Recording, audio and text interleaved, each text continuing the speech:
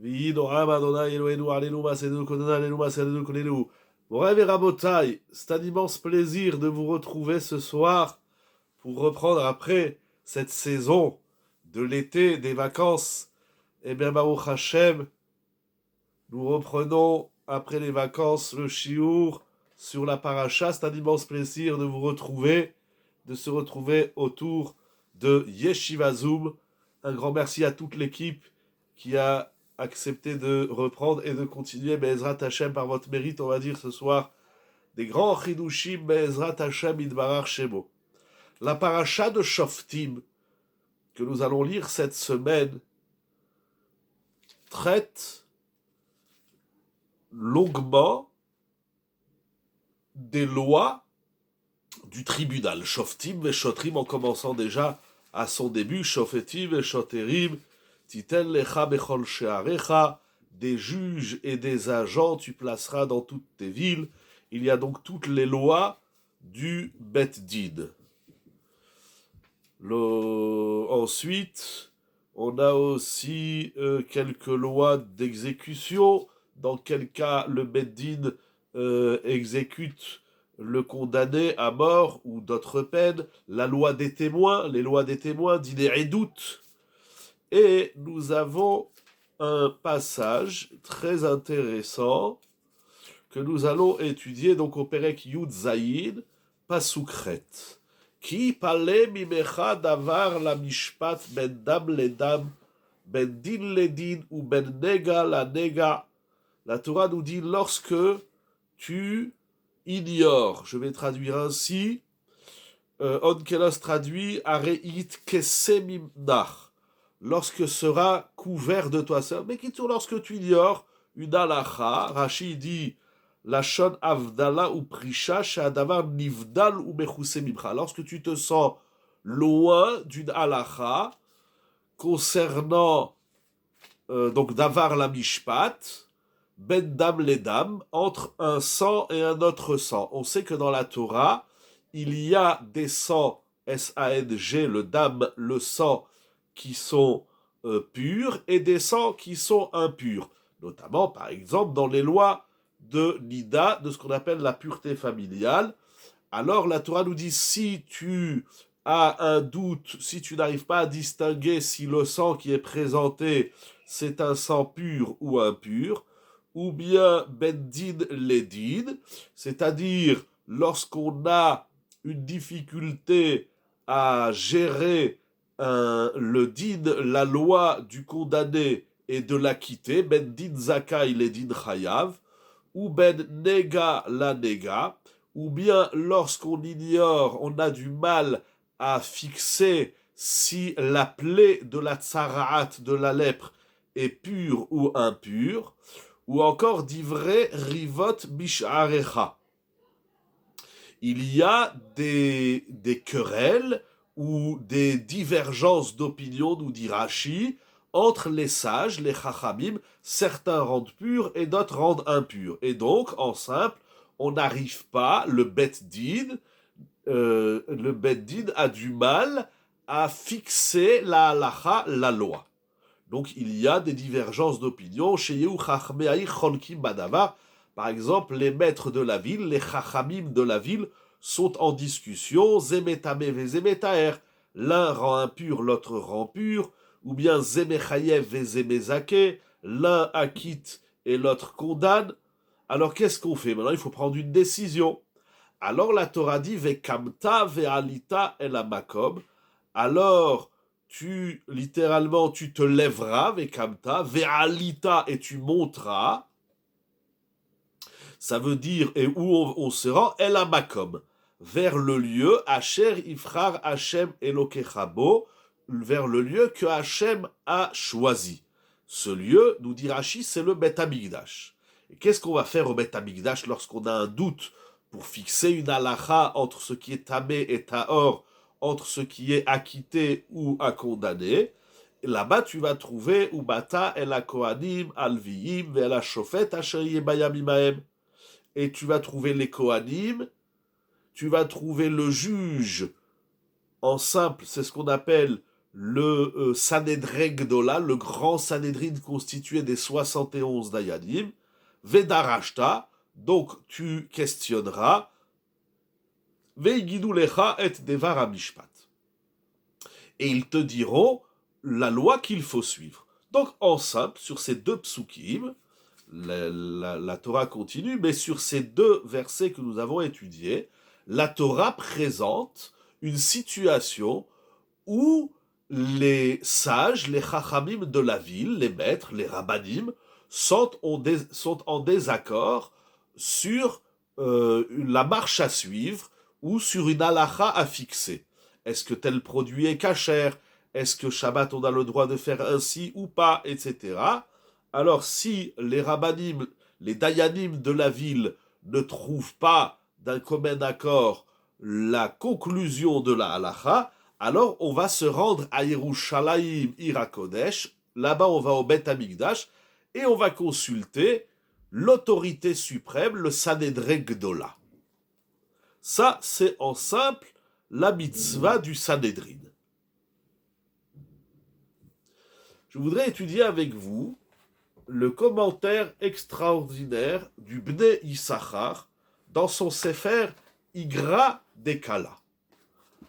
Il soulève d'abord plusieurs questions sur ces deux versets. Première question, qu'est-ce que ça veut dire qui yipale mimecha davar la mishpat? On a traduit lorsque tu ignores ou lorsque la décision, la marche à suivre, la conclusion n'est pas claire. Il dit qu'est-ce que ça veut dire le mimecha qui yipale lorsqu'il sera pélé, c'est-à-dire inaccessible de toi. Pourquoi la Torah a besoin de dire mimra? Le passouk aurait pu dire lorsque on ignore, parler de façon plus impersonnelle, plus générale. Première question. Deuxième question, et c'est sa question principale, c'est pourquoi la Torah a donné trois exemples. Ben dam, les dames, ben din, les din, ou ben nega, la nega. Si on ignore le mishpat, c'est le jugement, la décision, la conclusion de la Torah, c'est-à-dire lorsqu'on a une question qui touche, premièrement, une question qui touche le dam, le sang, deuxièmement, ben din, les din, on n'arrive pas à quitter l'un ou l'autre, deux personnes qui viennent au ben din, ils ont un litige, et troisième exemple, ben nega, la nega, entre une tsarat qui est pure ou impure. Pourquoi la Torah, elle a besoin de donner des exemples, et pourquoi précisément ces trois exemples? La Torah aurait pu dire, lorsque tu ignores une halakha quelconque de la Torah, alors tu iras au Beth Amikdash. Pourquoi la Torah a besoin de nous donner des exemples du Safek? Ici, qu'est-ce qui se passe? On a un tribunal dans une ville qui n'arrive pas à déterminer la halakha. Alors on va consulter l'autorité suprême, le grand tribunal, le Sanhedrin Gdola. Pourquoi la Torah a besoin de donner des exemples sur le Safek, c'est-à-dire sur l'élément douteux, sur le débat qu'ils ont? Peu importe la question qu'ils ont, des questions dans la Torah, ça touche les 613 mitzvot de la Torah. Pourquoi la Torah a besoin de donner des exemples? Pourquoi la Torah a besoin de donner des exemples du contenu, du doute du Sanhedrin, du petit Beddin, ce qu'on appelle Beddin de 23, Sanhedrin Ktana. Pourquoi? La Torah peut dire, si le tribunal de la ville a un doute, ils iront voir le grand tribunal. Pourquoi on a besoin de dire s'ils ont un doute dans le premier cas, le dam, le din et le nega? Et pourquoi précisément, si déjà la Torah elle donne des exemples, pourquoi précisément ces trois exemples? C'est la question extraordinaire du Bnei Issachar. Troisième question, la suite du pasuk d'Ivrei Rivot Bisharecha.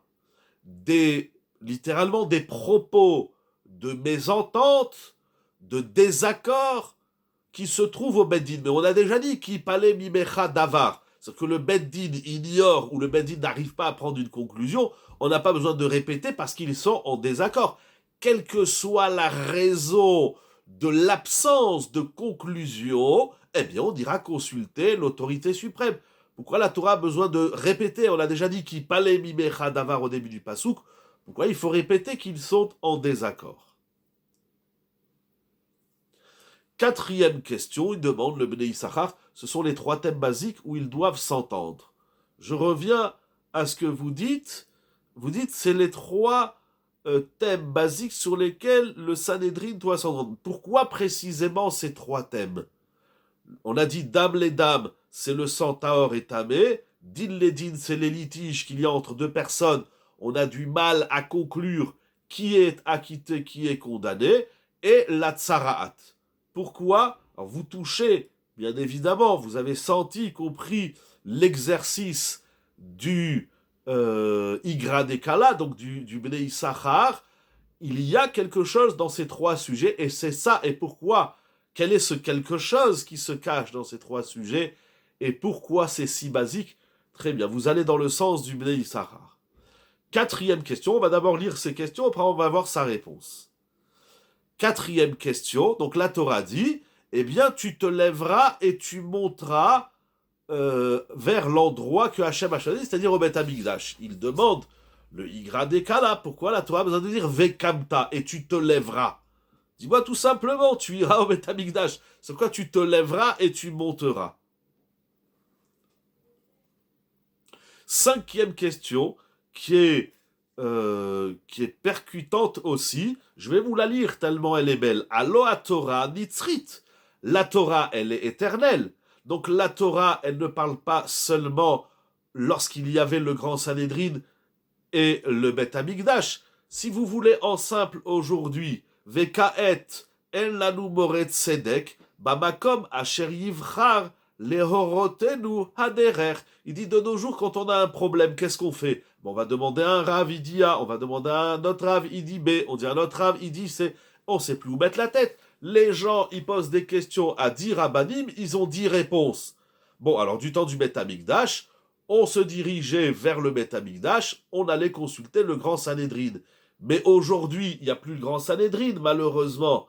On prie tous les jours. Vous savez qu'on a une prière tous les jours dans la Hamida. C'est la prière de Parashat Shoftim sur les juges. Ashiva shoftenu kevarishona, veyoatsenu kevatechila.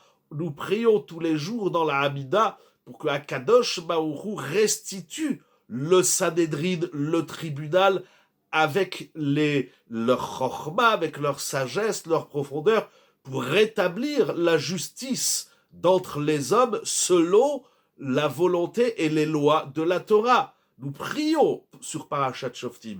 C'est une des rares parachiotes de la Torah qui connaît une bénédiction dans la Hamida. Donc si nous prions Hashiva Shofetenu, fais-nous revenir, ramène-nous nos juges, nos tribunaux. Alors il dit le Bnei Issachar, de nos jours, comment on met en pratique cette paracha, ces deux psukim que nous avons lus, puisque nous n'avons plus le grand Sanhédrin, nous n'avons plus l'autorité suprême et principale du clan Israël. Alors comment traduire cette paracha dans les mots actuels? C'est les 5 questions que soulève le Bnei Issachar. Elles sont percutantes et elles sont très importantes et il va nous expliquer un yesod fondamental dans la Torah. Exceptionnellement, je vais lire quelques phrases en étant nos premiers juges, c'est-à-dire en étant nos premiers juges. Baruch ata Adonai Eloheinu melech haolam she'akol nהיה bidbaro. Qu'est-ce que vous voulez dire par en étant nos premiers juges? Qu'est-ce que ça veut dire? Comme je dirais, explicitez-vous.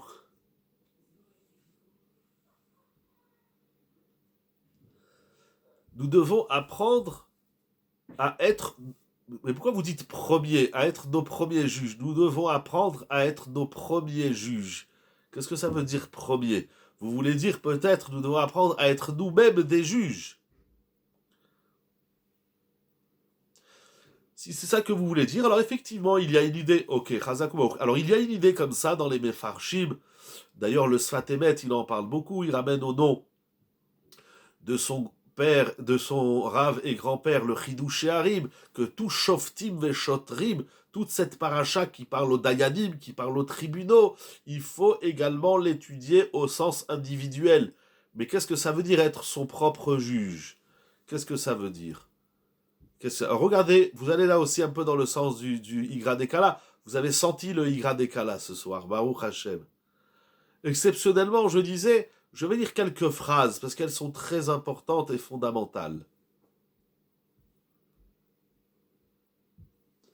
Ve'anire, devadaï, il est certain, Me'araoui, qu'il convient, l'école Bar Israël, il convient à tout juif, à tout Ben Israël, Sheyeda Kol Mishpete HaTorah Halacha La'amita Belishum Safek. Il met la barre très haut.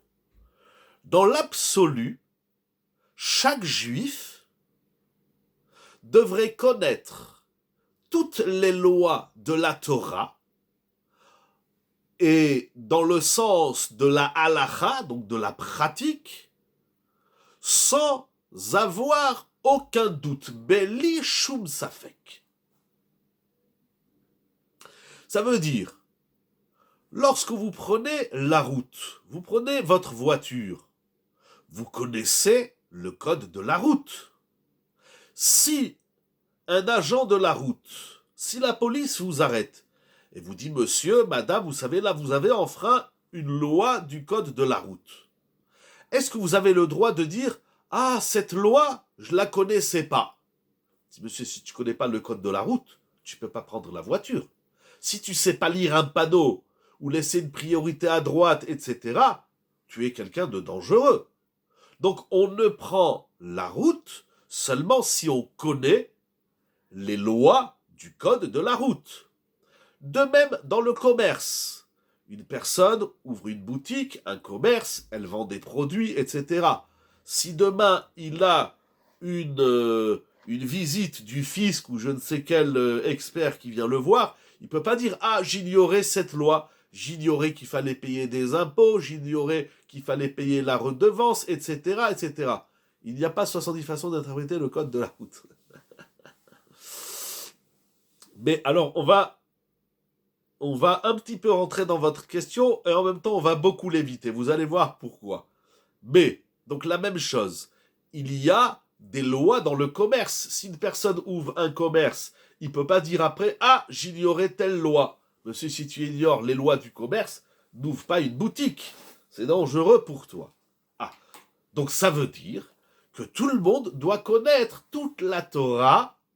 Chaque juif, on prend la route de la vie, le commerce de la vie. Notre vie, elle est basée sur la Torah. La Torah, c'est pas quelque chose qui se rajoute à notre vie. La Torah, elle fait partie intégrante de notre vie. Normalement, un juif, un Ben Israël, avant de faire quoi que ce soit, une action, une pensée, une parole, il doit s'interroger si ce qu'il fait, ce qu'il s'apprête à faire, va dans le sens de la Torah, de la halacha, de la volonté d'Hachem. Tout ce qu'on fait, tout. De la même façon que lorsqu'on mange un aliment, il faut connaître la bracha, eh bien si on va dans un endroit, il faut savoir si ça correspond à l'esprit de la Torah, si on a le droit, bichlal, d'aller là-bas. Les lois de la prière, les lois du Shabbat, et qui sait toutes les lois de la Torah. Donc normalement, tout le monde doit connaître les lois. Qu'est-ce que vous dites? Vous dites, mais il y a 70 façons d'expliquer la Torah. Et donc, qu'il y ait 70 façons. En vérité, je vais vous dire un chidouche. Le Gaon de Vilna, il dit, il y a 70 fois 10 000, il y a 70 000 façons d'étudier la Torah. Mais, alors, on n'est pas sorti de l'auberge. Parce que s'il y a au moins 70 façons d'étudier la Torah, alors qu'est-ce qui se passe? Je vais demander à 70 rabbanim, je vais avoir 70 réponses. Ah, alors là on touche un point important. 2 points importants. Le premier point, c'est que ces 70 rabbanim à qui on va demander, d'ailleurs on va aller au Sanhedrin, où il y a 71 Dayanim. Et peut-être que là-bas aussi, il y aura 71 opinions. Alors, on n'est pas sorti de l'auberge. Alors, le Rambam explique que toute question qui est soumise au grand Sanhédrin, ils sont obligés, c'est la mission même du grand tribunal, le Sanhédrin Gdola, il n'y en avait qu'un qui siégeait au Beth Amikdash, le Sanhédrin Gdola, leur mission, c'est, il dit le Rambam, c'est de trouver une opinion, une idée commune à tous. C'est-à-dire que les 70 Dayanim, ils doivent se mettre d'accord pour conclure la halacha. Ça va leur prendre une semaine, un mois, 2 mois, le temps qu'on a besoin d'étudier, de réviser, de réfléchir, etc. Mais le grand Sanhédrin, il ne peut pas dire « on ne sait pas ». Ça n'existe pas. C'est la mission même du grand Sanhédrin de fixer la loi, de fixer la marche à suivre pour le clan Israël, et c'est pas des tentatives, c'est pas bon, on essaye comme ça et on verra. Alors il y a toute l'étude du Talmud, de la Gemara, du Shas, Babli, Yerushalmi, etc., qui nous explique toutes les lois du Sanhédrin. Très bien. Tout au moins, dit le Rambam, c'est que le grand Sanhédrin, s'il n'arrive pas à se mettre tous d'accord, alors on va aller d'après la notion qui s'appelle la majorité. On va voir la tendance de la majorité du grand Sanhédrin. En tout cas, d'une façon ou d'une autre. Il y a plein de dynimes qui concernent le grand tribunal, mais ce grand tribunal, il se doit de donner une décision finale et une conclusion concrète. Ah, donc ça c'est premier point. Deuxième point, c'est que quand bien même il y a 70 ou 70 000 façons d'expliquer la Torah, une chose est claire, puisque vous parlez de basique, d'éléments de réflexion, de données de base, les données de base, elles sont identiques. Je donne un exemple très simple.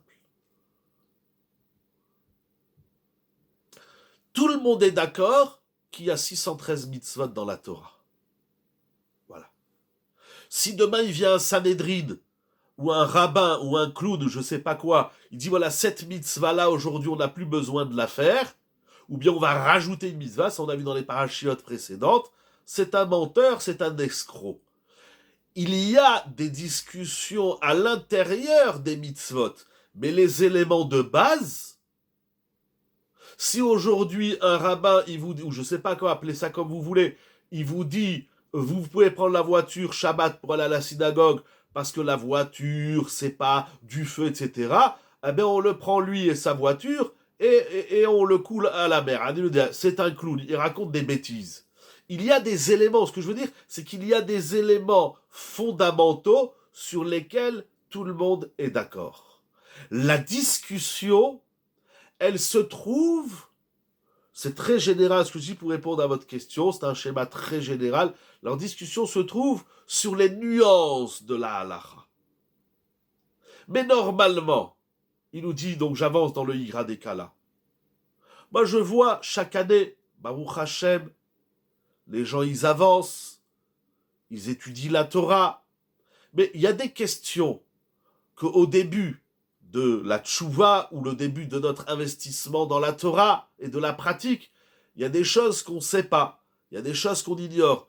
Allô, monsieur le rabbin, est-ce que le Shabbat, on a le droit d'allumer la lumière? Non, c'est assourd. Mais cette question, tu ne vas pas la poser 1000 fois dans ta vie. Donc, avec les années, d'année en année, de Rosh Hashanah en Rosh Hashanah, on évolue.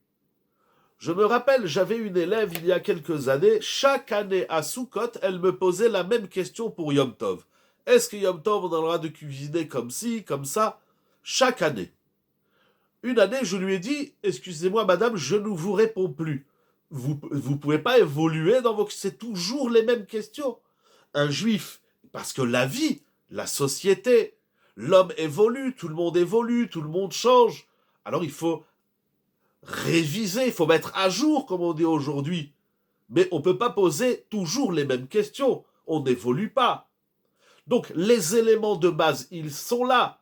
Normalement, vous savez, moi, quand j'ai commencé à étudier la halakha, alors, j'avais la chance à Yerushalayim, il y a une trentaine d'années, d'étudier dans un grand kollel à Baïd Vagan, et je rencontrais, que ce soit au kollel, il y avait des grands talmidei chachamim, ou que ce soit même dans la rue à Baïd Vagan, j'étais voisin de plein de rabbanim, des gdolim, de certains qui ne sont plus malheureusement de ce monde.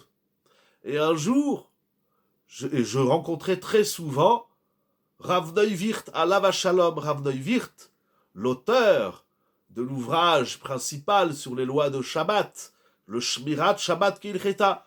Je le rencontrais très souvent, j'habitais à 3 immeubles de chez lui. Et un jour, je lui pose une question de halacha.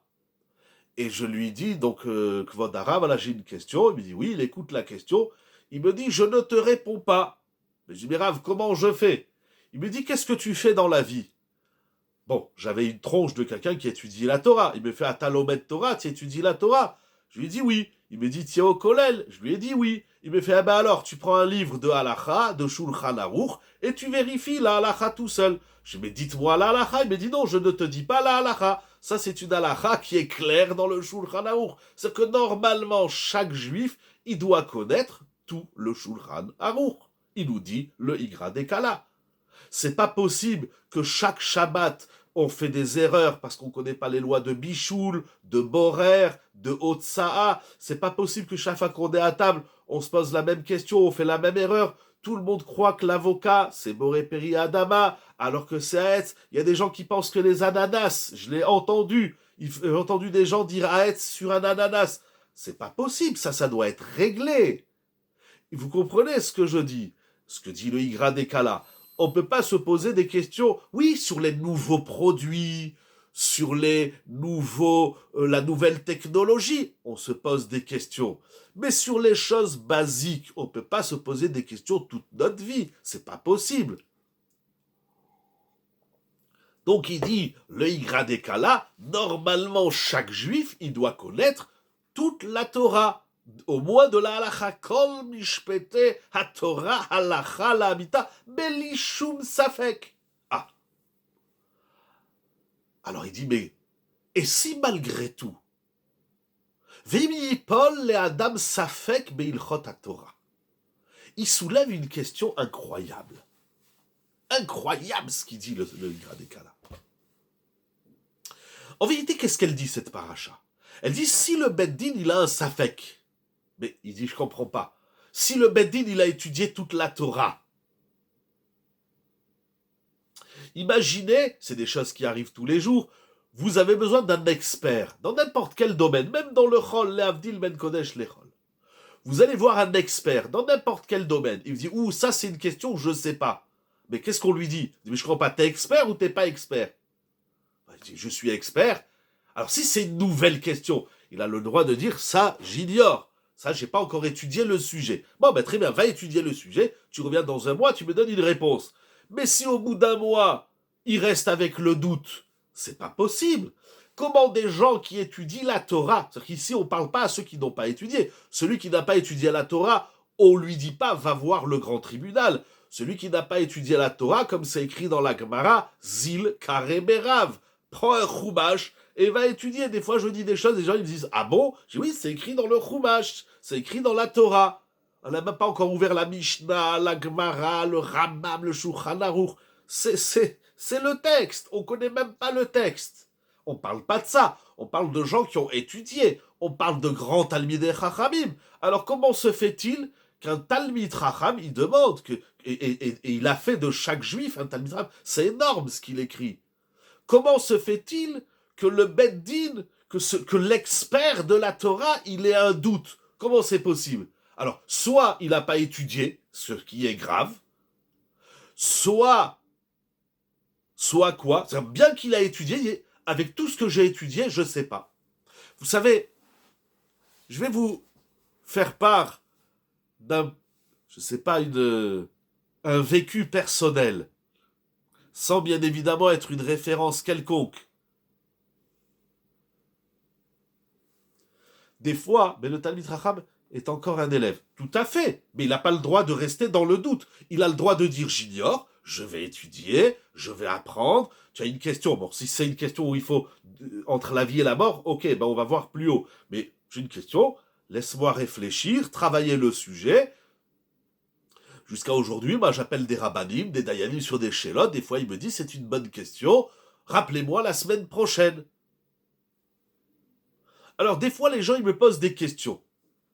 Je connais un petit peu de Torah, alors sur ce que je connais, je réponds. Sur ce que je connais pas, je suis loin de ce qui écrit le Igra des Kala.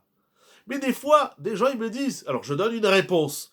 On me dit, est-ce que tu es sûr de ta réponse? Je comprends pas. Toi, t'as pas étudié, tu connais pas. Preuve en est, tu viens me poser la question. Alors, si je te donne une réponse, pourquoi tu me demandes si je suis sûr? Comment je dois prendre ça? Je vous pose la question. Et j'ai dit un jour à quelqu'un qui m'a dit ça, je lui dis, mais quand tu vas chez le médecin, et le médecin, il dit, il faut faire une opération, ou il faut prendre tel médicament, ou il faut faire un scanner. Est-ce que tu as déjà dit une fois à ton médecin, est-ce que vous êtes sûr? Je comprends pas. Tu dois, je sais pas moi, tu dois faire quelque chose, alors tu vas demander, tu dois faire des travaux, je sais pas qu'est-ce que tu dois faire. Tu veux acheter une maison. Alors l'agent immobilier te dit la maison elle vaut 500 000 euros. Est-ce que tu l'as déjà posé la question? Est-ce que vous êtes sûr que c'est le prix? Vérifiez dans vos papiers. Peut-être vous vous trompez. Vous avez rajouté un petit... C'est quoi cette question? Est-ce que tu es sûr? Dis-moi que ma réponse elle te correspond pas. Et ça j'y peux rien parce que ma réponse elle vient de la Torah. Je l'ai pas lu dans une bande dessinée. Bref, il demande le Igra des Kala. Quelque chose d'énorme. Comment quelqu'un qui étudie la Torah avec sérieux, assiduité, profondeur, Hirat Shamayim, avec toutes les conditions nécessaires.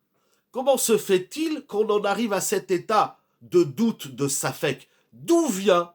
Quelle est l'origine du Safek? On a ici un Beddin qui a un problème. Il n'arrive pas à solutionner le problème. Alors, d'avoir un problème, c'est pas un problème. Mais de ne pas savoir résoudre un problème, c'est un problème. Comme vous l'avez déjà dit, quelqu'un qui pose une question doit avoir réfléchi avant. Tout à fait. Donc, où je suis pas Talmid Racham, alors il n'y a pas de question pourquoi j'ai un doute. Mais si je suis Talmid Racham, si j'ai étudié le sujet, comment se fait-il que je n'arrive pas à prendre une décision? C'est la question du Igra des Kala. Comment c'est possible quelqu'un qui étudie la Torah, qui est plongé dans la Torah, quelqu'un, encore une fois, quelqu'un qui n'a pas étudié suffisamment, voire rien du tout, ou quelqu'un qui n'est pas plongé dans l'étude. Ici, on parle de Dayanim. Et comment on va ramener ça à nous? Nous allons voir, il va nous le dire. Mais comment quelqu'un qui est plongé dans la Torah, sa conclusion c'est je ne sais pas. Et pourquoi tu sais pas? Eh bien, continue à chercher. La Torah, elle a réponse à tout. La Torah, dans l'étude, dans le Chumash, dans le Tanakh, comment on appelle ça, dans le Talmud, le Shas, Babli, Yerushalmi, les Midrashim, il y a réponse à tout. Vous savez, les Gdolim, j'ai pas lu tous les livres de Rabbi Chaim Kanievski à la Shalom et de Rav Ovadia Yosef à la Shalom, mais j'ai jamais vu que des Gdolim, des grands maîtres de la Torah, on leur pose une question, ils concluent, ils disent eh ben je sais pas qu'est-ce qu'il faut faire. Mais un grand et ce qui est extraordinaire, c'est que le Igra des Kala dit donc ça ne doit pas exister quelqu'un qui va voir un gadol de la Torah, et le gadol il dit je sais pas. Ben, tu sais pas, mais cherche. Tu as tout ce qu'il faut, tu as les livres, au Hachem, et si tu en as pas, eh ben va en acheter encore et encore. Débrouille-toi. Ça c'est la question du Igra des Kala. Il dit quelque chose d'incroyable. Im yipol le adam safek beilchot Torah. Si l'homme se retrouve dans une situation où il a un doute c'est une situation, comme je disais, d'avoir un problème, c'est pas un problème. Mais de ne pas réussir à résoudre son problème, c'est un problème. Et pourquoi on n'arrive pas à résoudre nos problèmes? Qui plus est, ceux de la Torah, alors que la Torah détient les outils de réponse. Zevadai, c'est sans aucun doute, birbot chet'o ame'aver ene ha'adam lebal re'ot ha'emet. Sans aucun doute, c'est parce que il y a en toi une faute que nous allons voir. D'abord la règle qui aveugle les yeux de l'homme et l'empêche de voir la vérité. C'est-à-dire que des fois, le problème, il n'est pas dans ta chorma. Des fois, on se dit soi-même, je suis bête ou quoi? Pourquoi je ne trouve pas la réponse? Non, soit c'est tout ton système intellectuel chormatique qui a un problème, mais des fois, c'est pas ton système intellectuel et chormatique qui a un problème. Et s'il a un problème, c'est pas qu'il y a un décalage ou je sais pas quoi. Non, c'est parce que tu as fait une avéra. Quelle avéra nous allons voir? Cette avéra-là, elle va aveugler l'homme, les yeux de l'homme, et l'empêcher de voir la vérité. C'est-à-dire que tu prends le livre de la Torah, tu étudies la Torah. Dans la Torah, tu vas découvrir la Torah, la volonté d'Hachem, la halacha, etc. Le code de la route de la vie d'un ben Israël. Tu étudies, tu sors de l'étude et tu te rends compte que tu restes, il y a encore une zone d'ombre. Alors tu reviens, tu révises, tu recommences, etc., etc. Et malgré tout le temps que tu as passé, il y a une zone d'ombre. Alors il peut y avoir plusieurs raisons aux zones d'ombre. Mais une des raisons, il dit le Igra des Kala, à un moment donné, tu poses le livre et tu te dis peut-être qu'il y a, et certainement, des avérotes qui obstruent mon sechel et qui m'empêchent de découvrir la vérité. Incroyable. Quelles sont ces fautes? Il y en a 3. Dam les dam, din les din et nega les nega. Il y a 3 fautes fondamentales, basiques, comme vous avez dit tout à l'heure, qui nous empêchent de découvrir et de voir le émet de la Torah. C'est incroyable. Quelles sont ces 3 fautes? Vous les connaissez, je sais très bien. Quelles sont ces 3 fautes? Vehen shalosh raché averot. Kin'a, la jalousie. La jalousie, pas je suis jaloux de la Mercedes de mon voisin ou de sa piscine. La jalousie, c'est un vice qui est tellement profond et ancré dans l'homme que l'homme ne se rend même pas compte. C'est inconscient. C'est profond dans l'être. Ah non, moi je suis pas jaloux, pas du tout. J'adore quand les femmes elles disent « Ah moi je suis pas une femme jalouse, mais vous comprenez mon mari, alors tu es jalouse !» Bon là c'est différent, c'est dans le contexte du couple. On est jaloux et on se dit pas jaloux. La kin'a, c'est un vice d'une extrême subtilité dont l'homme lui-même atteint de la jalousie n'en est pas conscient. La jalousie. Deuxièmement, les ta'avot. On a des désirs. Les désirs ici, c'est pas de se payer une villa à Las Vegas où chacun son désir, peu importe. Ce sont des ta'avot. La ta'ava, c'est également un vice naturel, parce que c'est Hachem qui nous les a mis. La question, c'est pas pourquoi je suis jaloux ou pourquoi j'ai des ta'avot. La question, c'est comment je corrige, comment je vis en harmonie avec ces vices. Là aussi, la ta'ava, c'est d'une extrême subtilité. Regardez le nombre de chaussures que nous avons, ou de chemises, ou de robes, ou de jupes, ou etc., etc. Pourquoi on a tout ça?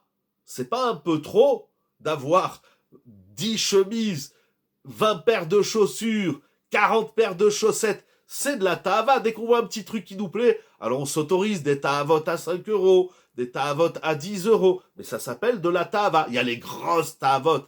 Il y a les ta'avot, c'est la crème glacée. Mais il y a les petites ta'avot du quotidien qu'on s'autorise. Comme un bon petit verre de coca frais. Troisième avéra qui aveugle l'homme et l'empêche de voir le émet de la Torah, c'est le kavod. Aïe, aïe, aïe, aïe, aïe, aïe, aïe. Et c'est une Mishnah dans Avot Perek Dalet Mishnah Chaf Aleph. Akina, atava ve'akavod, motzi'im et ha'adam min ha'olam. Qu'est-ce que ça veut dire cette Mishnah? Nous allons voir les commentaires de la Mishnah. Mais avant de voir les commentaires de la Mishnah, je vais finir le pshat du Igra Dekala. Et il dit ces trois fautes, la kin'a, la ta'ava, c'est-à-dire que chaque fois que tu as du mal à découvrir le émet de la Torah, tu dois réviser kin'a, ta'ava et kavod. Bien sûr, celui qui ignore la vérité de la Torah, les gens disent « Ouais, la Torah, c'est n'importe quoi. Il n'a jamais ouvert un livre. » Lui, c'est un clown. On ne parle pas de ça. On parle de quelqu'un qui a une volonté sincère, authentique de découvrir le Emet d'Akadosh Baruchou, le Emet, la vérité absolue, la vérité divine. Il cherche dans les livres de Halacha, de Torah, les vrais, les authentiques, pas les livres du dimanche. C'est pas de la Torah, ça. Je parle de quelqu'un qui a un sérieux, qui prend la Torah au sérieux. Bon, ouais, mais Rabotai, on est avant Rosh Hashanah. De quelle Torah on parle? Les gens disent, tu connais le Chod Shabbat? Oui, j'ai lu un peu. Qu'est-ce que tu as lu un peu? Qu'est-ce que tu as lu un peu? C'est pas de la Torah, ça, Rimono Shalom. Alors après tout ce travail, tu sens que il y a un frein. Pourquoi ces trois midotes et pas la colère, l'avarice? Très bonne question. Je ne sais pas si j'aurai le temps d'y répondre, mais nous allons voir. Blineder. Une partie de la réponse à votre question, c'est que toutes les autres vices, toutes les autres mauvaises midotes, en vérité, je vous laisse faire le travail, vous allez voir qu'elles sont incluses dans ces trois. Kina, Tava et Kavod, elles renferment tous les vices. Alors tu réfléchis. Là où tu ne trouves pas le Hémet, c'est que tu as un problème de jalousie, de recherche des désirs, de Tava ou du Kavod. Voilà. Tu te sens pas assez respecté, considéré par quiconque au monde.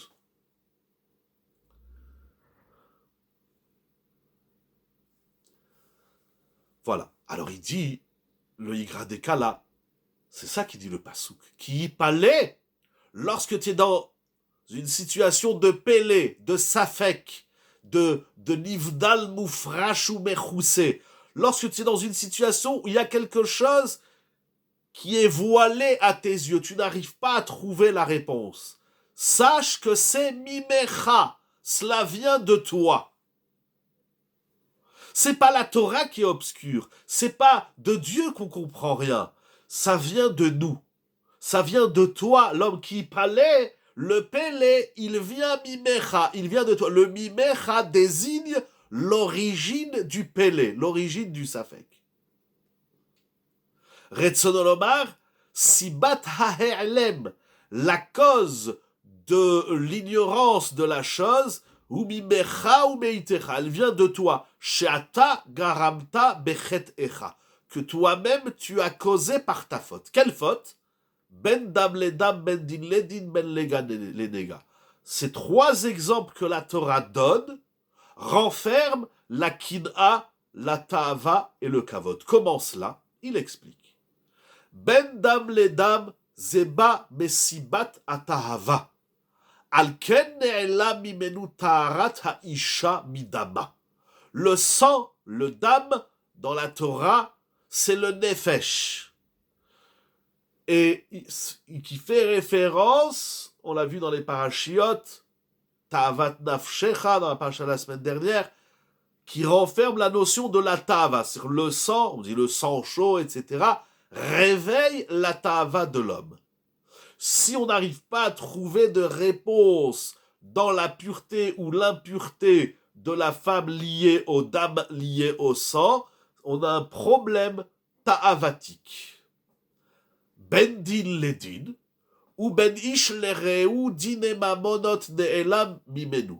Si on n'arrive pas à régler un litige entre deux personnes, un litige d'argent, deux personnes, un y réclame tant, l'autre y veut tant, etc., tout ce qui touche l'argent des hommes, besibat kinat ishmereu.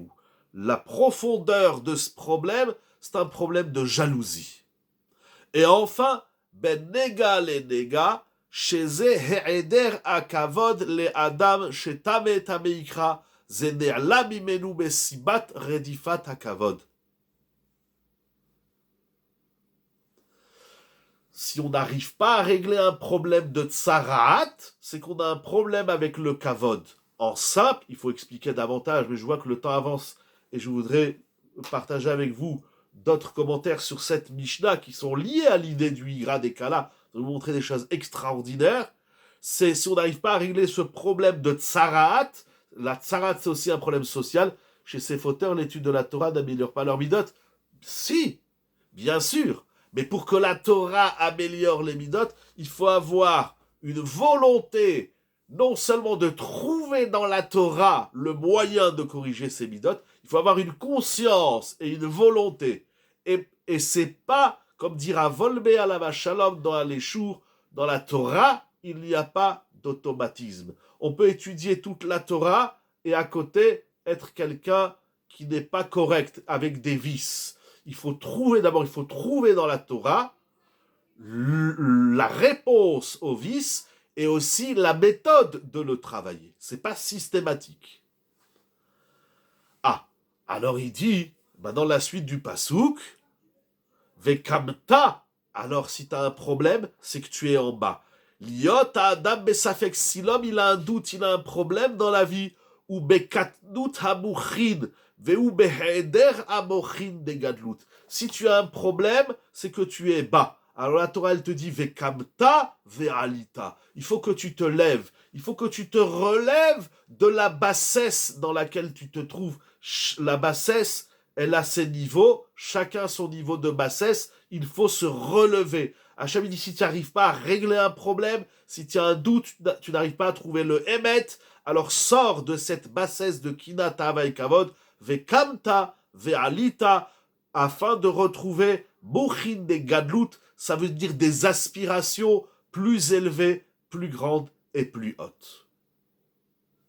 Il continue, mais c'est l'essentiel de son idée. Quand j'ai lu le Igra des Kala, qui ramène donc cette Mishnah dans Pirkei Avot, je suis parti voir qu'est-ce qu'ils disent les Mefarshim, et on va terminer sur cela, j'ai revu et relu 2 grands commentaires de la Mishnah de Pirkei Avot qui vont dans le même sens que le Igra des Kala, chaque Mefaresh avec la puissance de ces mots.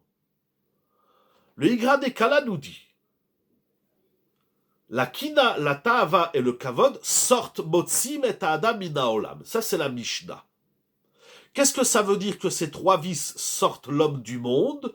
Ça veut dire que ces 3 vices empêchent l'homme de voir le Emet qu'il y a dans le Olam. Olam, ça veut dire He'elem, c'est une idée connue. Olam, ça veut dire caché. Si tu vis dans le caché, si tu vis dans le Safek, c'est que tu n'arrives pas à faire rejaillir la lumière du Emet de la Torah, c'est que tu as un problème de Kina, Ta'ava et Kavod. Donc ça veut dire, il est en train de dire quelque chose d'énorme. C'est pour ça que j'ai relu la Mishnah. Ce qu'il dit, c'est écrit, nous allons le voir tout de suite. Il est en train de dire quelque chose d'incroyable. Il y a des hommes qui, effectivement, ils ont un problème de chorma. Leur tête, elle est tordue. Ou leur tête, elle est dans les pieds, ou je ne sais pas où elle est leur tête. Comme on nous disait à l'école, si tu as oublié ton cartable, tu n'as pas oublié ta tête. Il y a des gens qui oublient leur tête. Il y a des gens, leur tête, elle est mal formatée. Bon. Mais il y a des gens, leur tête, elle va bien.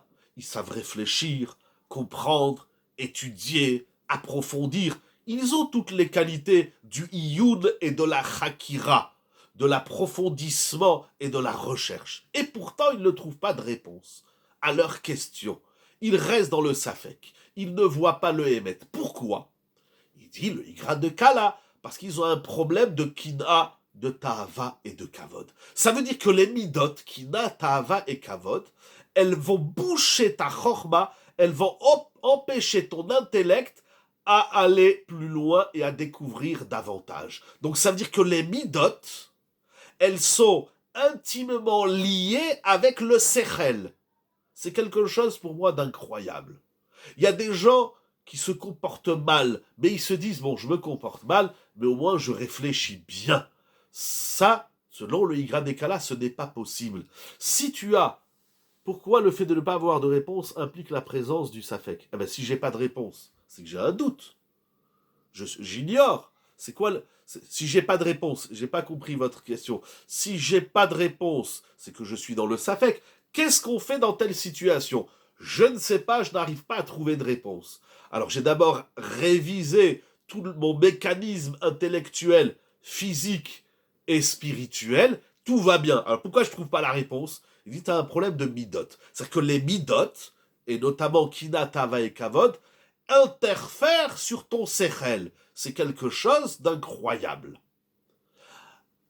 Lisons le commentaire de ne pas savoir à quel lien avec le safek.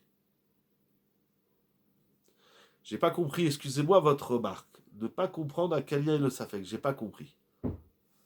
Le savoir est en devenir. Oui, c'est juste.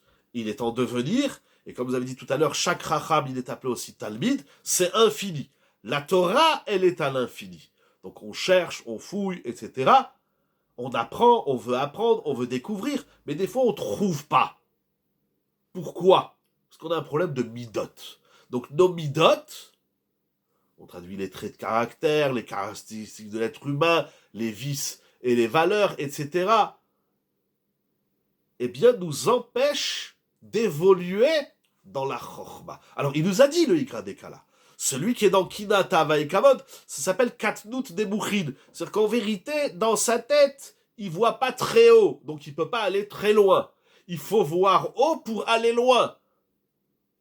Et pour pouvoir voir loin, on le voit bien. Si vous voulez voir quelque chose, des feux d'artifice ou autre, alors il y a un immeuble. Alors vous montez en haut, et puis là vous voyez loin. Plus on monte haut, plus on voit loin. C'est même physique. Mais dans la Torah, c'est comme ça. Celui qui ne voit pas plus loin que le bout de son nez, alors avec toute la chorma qu'il a, mais en vérité, il est bas. Il a katnout des mouchid, il a une petite tête. C'est ça le Kamta Ve'alita. Mora Berabotai, en quelques minutes, je voudrais lire avec vous deux phrases. Une dans le Rambam et une dans le Maharal HaKadosh. Le Rambam HaKadosh et le Maharal HaKadosh, ils disent des choses Nora Ve'ayom. Il dit le Rambam, Rabbi El-Hazar Akapar Omer, Rabbi El-Hazar de Kapar disait, dans Pirkei Avot, regardez chapitre 4, Mishnah 21, la jalousie, la recherche des désirs et des honneurs sortent l'homme du monde. Qu'est-ce que ça veut dire que ces trois midotes nous sortent du monde? C'est quoi le problème d'être jaloux? Est-ce seulement un problème social? Est-ce seulement un problème de regard de voyeurisme, de regard pas chez le voisin? Ça nous sort du monde. Qu'est-ce que ça veut dire que la jalousie nous sort du monde?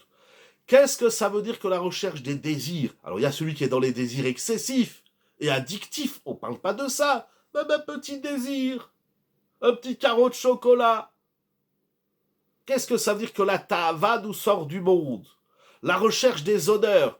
Moi, je vais quelque part à un mariage, je vais dans une synagogue, personne ne me regarde, personne ne m'a donné une chaise. Tu veux du kavod? Alors, ok, les gens, ils sont pas sympathiques avec toi, mais au final, tu viens plus à la synagogue parce que personne ne t'a dit bonjour, que tu cherches du kavod? Eh ben, la recherche du kavod, ça, où les gens, les familles, allez nous qui se déchirent, parce que mon frère, il a dit ça à ma femme, et ma femme, elle a dit ça à la femme de mon frère, de mon grand-père. Mais qu'est-ce que c'est que toutes ces histoires à dormir debout?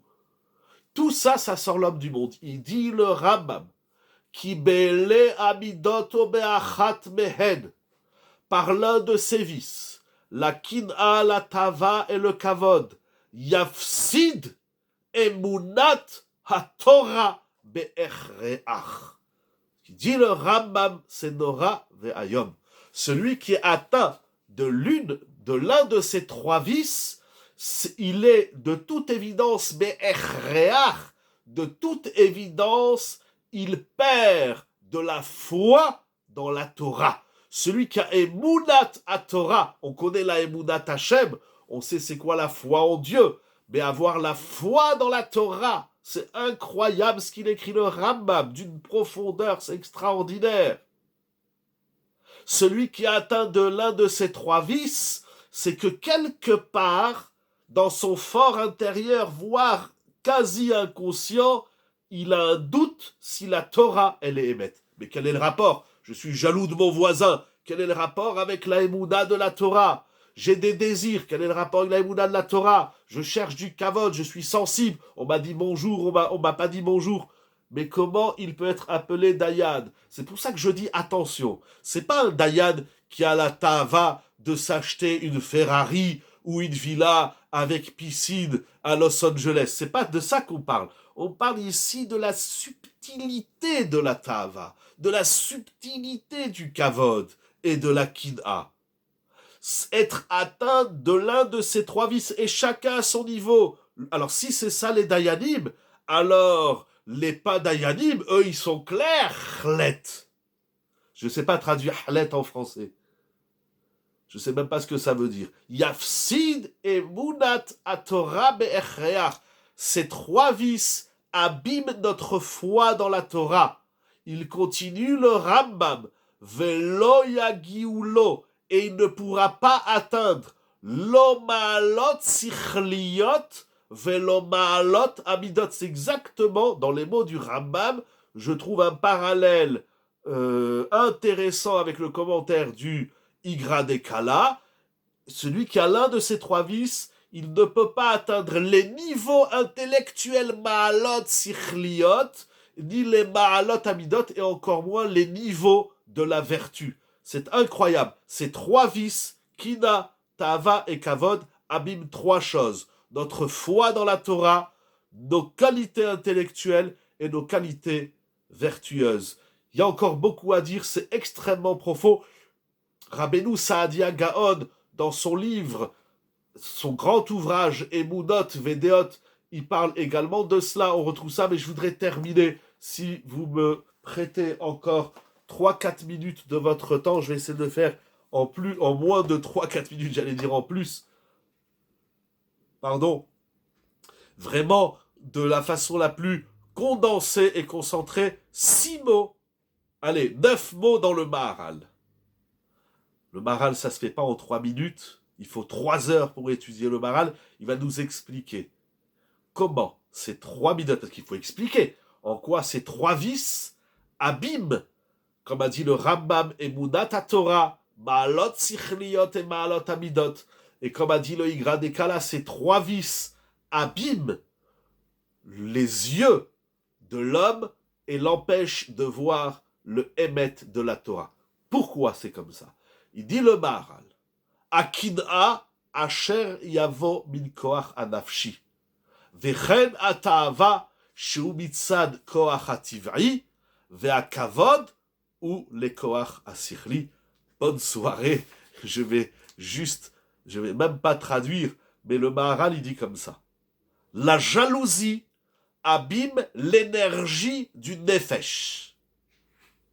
La ta'ava abîme l'énergie du teva.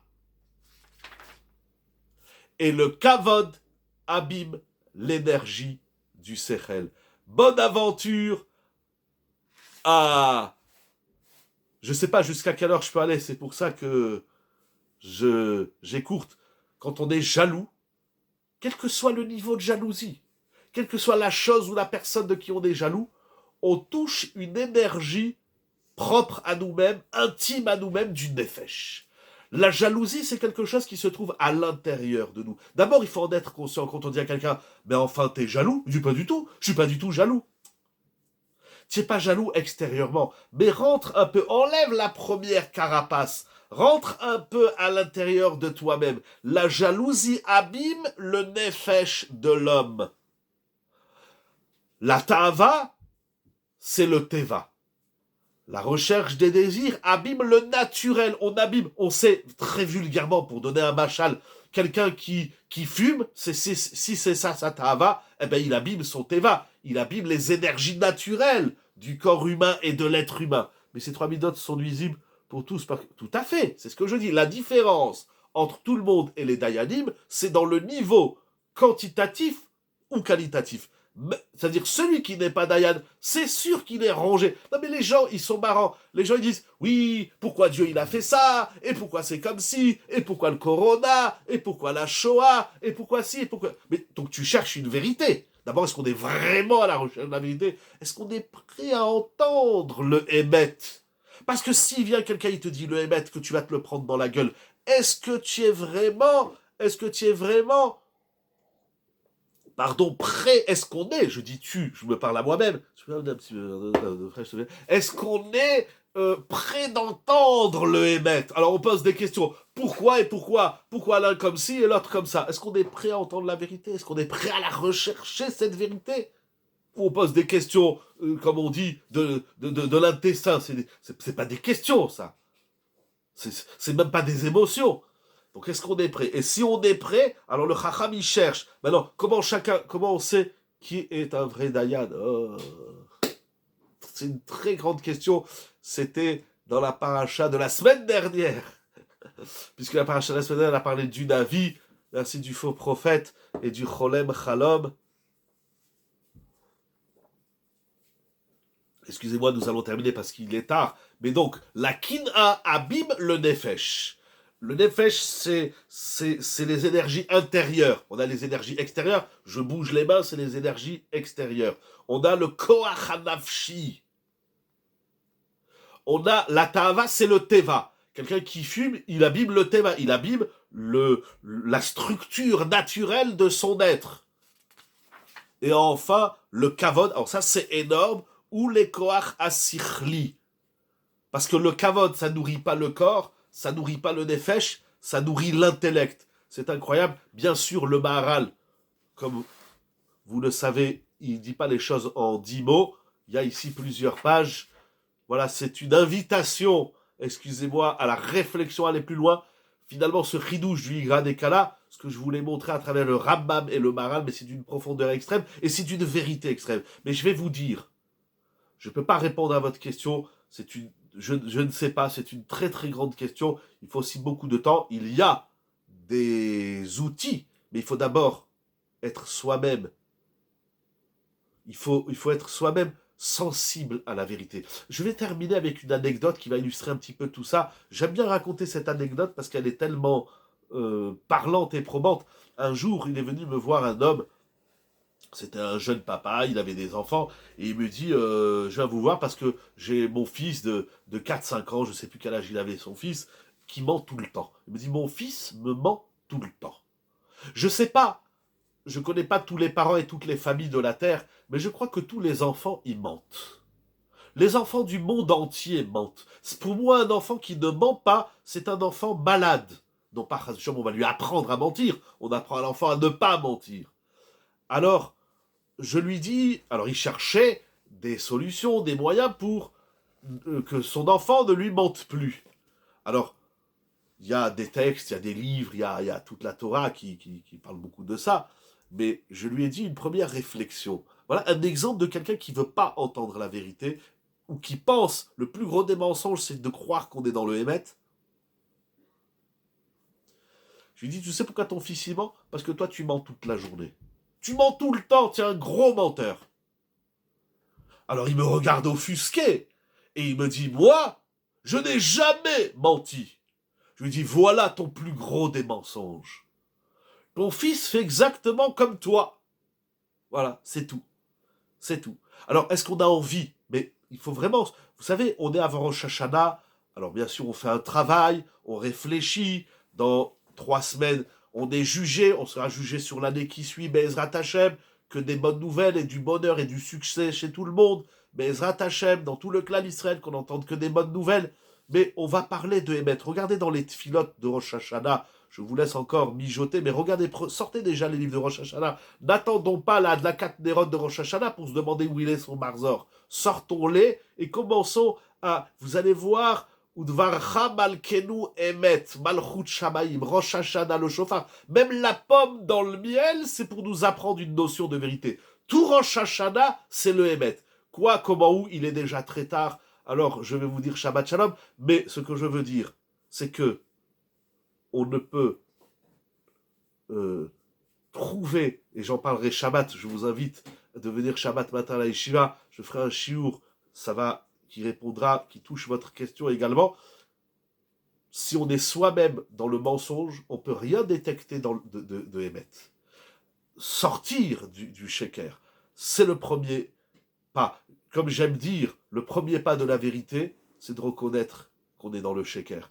Après, la différence entre le Hamaretz et le Dayan, ça se joue sur des nuances. Le Hamaretz, il est un gros morceau de sheker, comme ils ont dit les malachim, mais l'homme, il est koulo, shkarim. Moi, je me demande pas où elle est ma vérité. Je ne demande pas où elle est la vérité d'Hachem. Je me demande où je suis pas un menteur. On est koulo, shkarim. L'être humain, mais c'est pas grave. Hachem, il nous a fait comme ça. Ce qui est grave, c'est pas d'être menteur, c'est de le rester. Comment on sort du sheker?